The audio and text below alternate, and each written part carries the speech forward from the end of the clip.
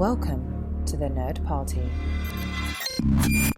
Hello and welcome to this special Between Takes episode of Missing Frames. I'm your host, Shawn Eastridge. The Sundance Film Festival coverage is continuing in this episode. You're welcome. So in this episode, I wanted to share the red carpet experience for Tesla, which had its premiere at the Sundance Film Festival. The movie is written and directed by Michael Almereyda, who also did Hamlet. That starred Ethan Hawke and Kyle MacLachlan, who also star in this movie. Ethan Hawke plays Tesla, Nikola Tesla, and Kyle MacLachlan plays Thomas Edison. The film also stars Jim Gaffigan, Eve Hewson, and Rebecca Dayan. And sadly, this is one of the ones I missed. I really wanted to see this one and did not get a chance. But I do know that my dear friend Brad Gullickson of the In the Mouth of Dorkness and Rest in Pictures podcasts really loved this movie. He said this was one of his absolute favorites from the festival. So while I didn't get to see it, I did get to chat with the stars and with the writer-director on the red carpet. And there is a really great exchange I had with Ethan Hawke, which I'm going to tell you about that in a little bit. But for right now, let's just kick this thing off with actress Rebecca Dayan, who plays Sarah Bernhardt in the film. I play Sarah Bernhardt, who is basically the first international star. She was a French actress, and she's kind of like a very colorful character. How so? She was, the first star, really. Yeah? So she had, kind of like diva attitude. Did you have fun doing that? Yeah. So much fun. What was it like getting involved with this project? Did you know Michael? No, I didn't know Michael. I got a call to put myself on tape, and then I met with Michael, and we talked for a really long time about Nikola Tesla and about film and about a lot of different things, and we really got along, so I think, that helped. And then I started quite fast after that. So reading your character for the first time, what did you connect to the most off the bat? I mean, I'm French, she's French, so That's always always obvious. a good, yes. Always a good thing. I think she's kind of more like a man than women at that time. So I think I connected to that a lot. She's very independent and self-possessed woman. So. That's fantastic. Yeah. Well, thank you so much. Congratulations. I hope you're having a wonderful evening. Thank you. And next up, we have the writer-director himself, Michael Almereyda. Are you feeling that good? Okay. How long has this project been gestating? It's like the early 80s. What? Before you were born. Oh, my God. First of all, you're assuming how old I am. Well, My goodness. I think you might have been born. Yeah. But What was the interest? He's just a remarkable man. I read a book. I thought it would be a great movie. It's the first script I ever wrote. It was optioned in 1983 for another director. The money fell apart. It never was made. And it's changed a lot since then. The world's changed a lot since then. Well, what makes it important now as a story that we need to hear? Well, our world is an interface of technology and commerce and hope and greed, and I think that's all those forces are still spinning around. And what do you hope audiences take from this, really? I hope they like it. That's always nice. That? Yeah, that's a good answer, I think. Okay. And what's it like working with Ethan again after all these years? It's fun. Yeah. How's the relationship changed? He's busier than ever. He's got 4 kids and many, many things to do, but he's really the same. It hasn't changed that much. Great. Thank you so much, Michael. Congratulations. All right, now here is the point in the red carpet interviews where things got a little interesting, but interesting in a good way. So Jim Gaffigan was chatting with the Polish journalists next to me, and instead of talking with them about Tesla, the film, he decided to relate his recent experiences at a Polish airport. And I'm just going to let Mr. Gaffigan speak for himself here. I did a show in Warsaw. I went to the Polish Museum. I had pierogi. I did a show in Poland. I went through that. Are you videotaping this? Yes. In Poland, they have this thing that simulates what it's like to live under communism, and it's called Polish Airlines. And Air Poland. What is it called in Poland? Lot Airlines.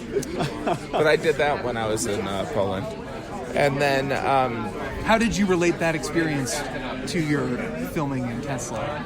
I filmed Tesla a lot way before, but if I could lie, I could do that. But Poland was fascinating. It was fascinating. Like Poland, it's like talk about bad luck with neighbors. From a historical standpoint, it's like Russia and Germany. It's like that's brutal. That was to survive. Right, you survived. It's amazing. All right, I love you all. I love you all. And last, but absolutely not least, we have Ethan Hawke. So there's a little bit of a story that goes along with this. You'll have to bear with me here. The day of Tesla's Sundance premiere also happened to be the 25th anniversary of my favorite film, Before Sunrise. So Before Sunrise actually premiered at Sundance on January 27th, 1995. And here I was at the Sundance Film Festival 25 years later with an opportunity to talk with Ethan Hawke on the exact anniversary of the film at the exact location where the film premiered. Here's the problem, though. Ethan Hawke is Ethan Hawke. So every single press person wants to chat with him. And there were press people like at literally the last second showing up 15 minutes late, rushing in the door. Everyone's like nudging against each other, shoving people out of the way. Children are being flung from the rafters. It's terrible. It was getting to the point where like people were just rushing through the door just so they could talk with Ethan. Now, the red carpet was wrapping up. The publicists were kind of pushing the actors along saying, we got to go. There's no more time to chat. And they kept insisting to us, the press people, that we were not going to get to talk with Ethan because they were so crunched for time. I thought all hope was lost. I was so bummed. Not only was I bummed because I didn't get to talk to Ethan, or it looked like I wasn't going to get a chance to talk to Ethan, but on my left was Kyle MacLachlan, who I love so much, and I desperately wanted to talk with him as a Twin Peaks fan, as a David Lynch fan. Like it was like a nightmare. I was looking at the reality that I was going to have to miss chatting with Kyle MacLachlan because if Ethan happened to come up to me and I was talking with someone else and I missed the opportunity to talk with Ethan on the 25th anniversary of Before Sunrise, I just couldn't do it. Now, the plus side of this is that before Kyle MacLachlan left, I managed to call him over and I told him, "You, sir, are a damn fine cup of coffee," which he thoroughly enjoyed. So at least I got that little exchange in. But it really was looking like I wasn't going to get to talk with Ethan. And then something miraculous happened. Ethan happened to start chatting to the journalist next to me. And I realized I was only going to have one chance and one question to ask him. And there wasn't any time for anything else. So with that in mind, here is what I ended up asking him about. Ethan, you and I have a mutual friend. Who's that? You know the best-selling author Jesse Wallace? Yes. He's a great guy. Yeah, I have a special relationship with him, but I don't see him. I see him like once every decade. Yeah, me too. I see him about every 9 years. Yeah. How do you think he's doing? Is he doing all right? Yeah, he's he and doing Selena great. doing okay? Yeah. 25 years ago. I know, right here. That's amazing. Oh man, and I wish I had a video of Ethan's face. I wish you could have seen that, but you can kind of hear the smile when he realized what I was asking him. Of course, if you don't already know, Jesse Wallace is his character from the Before trilogy, and the second he kind of realized what I was asking him, it was so great. And there's a moment, I know it flies by fast, so if you want to go back and re-listen to it, I won't blame you, because believe me, I have done the same. It's just so surreal. But you can hear after I ask him how are Jesse and Celine doing, there's kind of a little like clapping noise. That's him. He reached out, took my hand, and just patted it a couple times and was like, "They're great."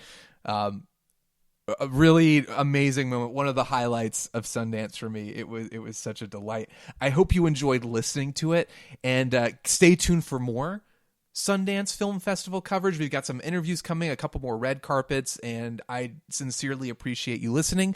If you like what you're hearing, please feel free to rate me on iTunes. Give me a 5-star rating. Those do really well for me. I like getting 5 stars. You can give me any rating you want, but boy, oh boy, do I like 5 stars. And I will read any 5-star review you write on the episode, on an upcoming episode. So if that's not incentive to do it, I don't know what is. And again, you can follow me at YayShawnDoorman on Twitter, at ShawnDoorman on Instagram. And again, thank you so much for listening. Stay tuned.